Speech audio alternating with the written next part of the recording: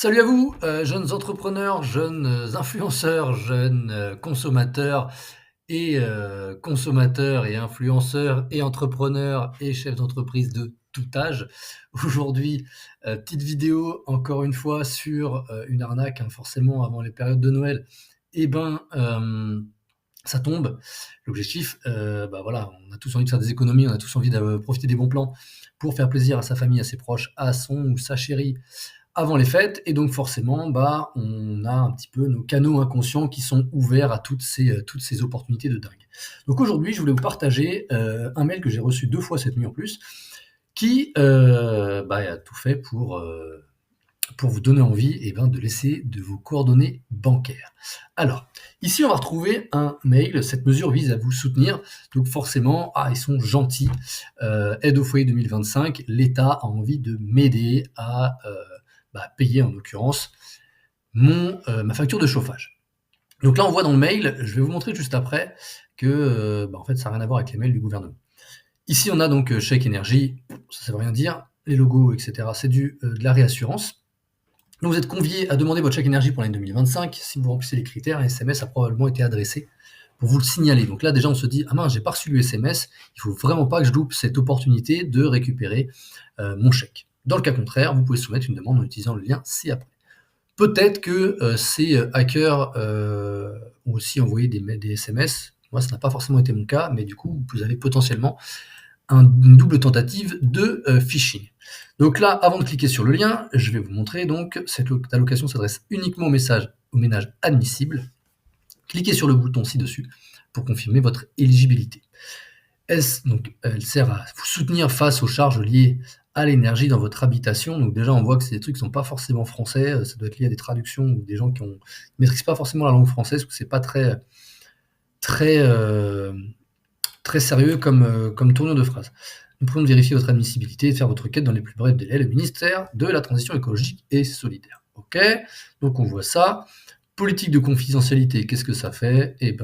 Ça nous ouvre une page, tout simplement, de Google. Donc déjà, quand on clique là-dessus, on se doute qu'il va rien se passer. Bien entendu, je clique sur les liens. Disclaimer au passage, j'ai un antivirus, j'ai des anti-malware, j'ai tout ce qu'il faut pour sécuriser mon ordinateur. Si vous avez des versions gratuites d'antivirus ou des choses qui ne sont pas forcément au top, vous vous amusez pas à cliquer partout, bien entendu. Du coup, pour vous montrer, j'ai pris 2 captures d'écran de mails. Le premier concerne un paiement que j'ai fait pour la cantine de mes gosses, hein, donc tout à fait tout à fait ce qui est plus naturel. Même si c'est moche, hein, même si c'est, voilà, ils sont pas là pour faire du marketing, hein. Ils sont pas là pour dire, «On a bien reçu votre paiement, nous en vous remercions». C'est quelque chose de très factuel, très corporate si je puis dire. Donc là, voilà, on voit qu'il y a quelque chose de très simple. Ce qui vraiment doit attirer l'attention sur les mails de phishing, c'est, voilà, l'adresse mail, c'est dgfipfinance.gouv.fr et c'est pas les URL qu'on va voir juste après. Deuxième exemple, voilà, ça c'était, l'adhésion, au prélèvement mensuel et ils sont pas là pour dire l'échéance, pardon, ils sont pas là pour dire, «Ah bah merci d'avoir payé vos taxes foncières, on vous adore, on est content de vous compter parmi nos administrés». Non, c'est boum, boum, boum, terminé, il y a pas de merci, il y a pas de genre de choses et le seul logo, voilà, c'est impôts.gouv.fr. Donc surtout, on ne se fait pas avoir par les éléments de réassurance du mail que l'on a ici. Voilà, les mails, vous êtes conviés à demander votre chèque. Ça, c'est n'importe quoi. L'État n'est pas là pour ça. Donc là, la petite astuce pour pas se faire avoir, simplement, on va déjà regarder en copiant l'adresse du lien, voir ce que ça va donner, par exemple, ici. Et donc, on voit que ça n'a rien à voir avec le gouvernement. Donc ça, on sait d'office que c'est n'importe quoi. On va y accéder depuis une fenêtre de navigation privée afin de voir toute la mécanique. Donc, ventuality.com nous fait une redirection vers recevoir-chèque-énergie-gouv.com/calcul. Bon, ça déjà, gouv.com, c'est n'importe quoi, on doit bien s'en douter. Ici, 9 plus 4, on va dire que ça fait 15. On voit que déjà le calculateur est bon, donc on va passer à quelque chose réel. Bienvenue sur le site Chèque Énergie. Donc là, on voit qu'il y a encore des éléments de réassurance. Je vous passe le détail là-dessus, hein, les chèques, les foyers qui n'ont pas reçu de chèque peuvent déposer une demande.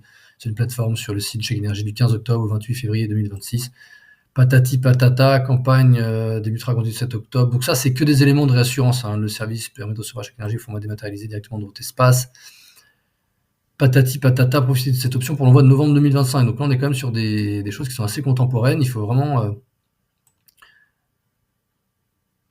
faire attention, mais vous voyez, il fallait, pour des options, il fallait le faire avant le 19 octobre 2025. Donc déjà, on est en retard. On est en retard, mais bon, si on lit en travers, forcément, on ne fait pas attention. Vous êtes un particulier bénéficiaire de chèque énergie, vous avez besoin d'aide. Voilà. Donc par exemple, on peut essayer de voir ici vers quoi nous amènent les différents liens. Donc là, vers rien. Consulter la FAQ, eh ben, ça nous emmène sur la même chose. Si on veut, par exemple, formulaire de contact professionnel, bah, ça nous emmène encore vers la même chose. Simulateur d'éligibilité, déclaration de perte de vol. Voilà. On voit déjà que les liens, il ne se passe rien du tout de pertinent. Donc, là, on se doute forcément que c'est quelque chose qui n'est pas sérieux. L'État accompagne... Je ne suis même pas sûr que ça, ce soit réel. Je suis même pas sûr que cette chose-là soit réelle. Donc, ils reprennent quand même, hein, les codes couleurs, etc. Donc, accéder à l'espace bénéficiaire, qu'est-ce que ça nous donne? Foyer revenu modeste, concernés ont l'obligation d'accepter le chèque énergie. Un annuaire des professionnels, ah oui, là le lien il est pas bon, est dédié, tatati tatata, veuillez le vérifier depuis mon compte, demander le chèque énergie, bien entendu il faut tout lire en détail. Donc sur cette page, c'est là que commence la douloureuse. On va être tenté maintenant qu'on a été hameçonné, qu'on a été chauffé par tous les petits éléments de réassurance, quoique c'est qu'on est quand même moins que sur une ancienne vidéo vers laquelle je vous emmène à vous retourner, où je parlais de l'arnaque du calendrier de la vente Sephora, où on utilisait vraiment des leviers marketing poussés. Là, on reste quand même sur quelque chose d'assez formel, puisqu'on est censé représenter l'État. Donc, nom et prénom, eh ben, je vais renseigner ce champ avec des termes complètement faux, et puis on verra ensuite ce que ça donne. Donc se connecter avec votre identifiant, donc là c'est pour récupérer forcément vos identifiants pour se connecter à votre compte d'impôt. Donc surtout, ne le faites pas. On utilise France Identité, on utilise France Connect, ce genre de choses, mais surtout on ne met pas ces identifiants comme ça dans le dur, sauf si on est sur le vrai site impôt.gouv.fr, bien entendu. Donc nom et prénom, eh ben, je m'appelle Albert Camus. Je sais pas, c'est le premier qui m'est venu par la tête. J'habite 11 rue des Chiens-Dents, mais on va le faire avec une faute pour être sûr qu'il n'y ait pas de problème. Ma ville, je m'appelle Commune. Ma ville s'appelle Commune et le code postal, c'est le 23. Le téléphone, c'est le même que toujours. Ma date de naissance, ben moi, en fait, je suis né le 11 novembre 2026. Et mon email, c'est hacker@arnaqueur.com. Se connecter. Ça marche? Ça marche. Vous allez bénéficier de 260 €, versement estimé. Oui, versement estimé 277 € alors que j'ai rempli que des fausses informations. Alors on va le faire.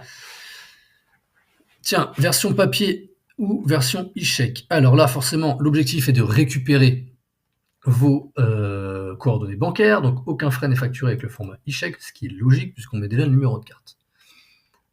Si je fais la version papier réception par la poste, donc là, on va recevoir un chèque énergie par la poste après validation du paiement des frais de dossier. Oui, il faut payer les frais de dossier, donc potentiellement les frais d'envoi. Et donc là, on va vous faire envoyer 3,34 € pour le recevoir par la poste. Qu'est-ce que ça fait si je fais payer? Forcément, il me manque des informations. Donc là, on est sur une mécanique tout à fait normale de ce qu'on a sur les pages d'opt-in, hein, le fait de récupération des informations. Quand vous allez sur un site e-commerçant et puis vous laissez votre email, par exemple, pour recevoir un cadeau ou quoi que ce soit, c'est exactement la même mécanique, hein. Quand on clique sur le lien, bah, ça nous dit que c'est pas bon ou ça nous renvoie forcément aux informations manquantes. Donc, on se dit que tiens, bon, on va prendre le e-chèque parce que j'ai quand même pas envie de payer 3 € de frais de port, ça m'agace. Donc, nom et prénom, eh ben, on va pas remplir les informations professionnelles. Cette fois, je m'appelle Cette fois, je m'appelle Alphonse Dadet. Le numéro de carte, vous voyez, il a rien, un vrai numéro de carte. L'expiration, eh ben, il expire en 2023. Le cryptogramme, c'est le 128. Je valide la réception du chèque. Il faut que je coche la case, bien entendu. Et donc là, ah, pas mal ça, pas mal. Donc là, du coup, qu'est-ce qui se passe? Très bien. La date doit être dans le futur, mais ma demande a été enregistrée. Voilà. Eh ben, écoutez,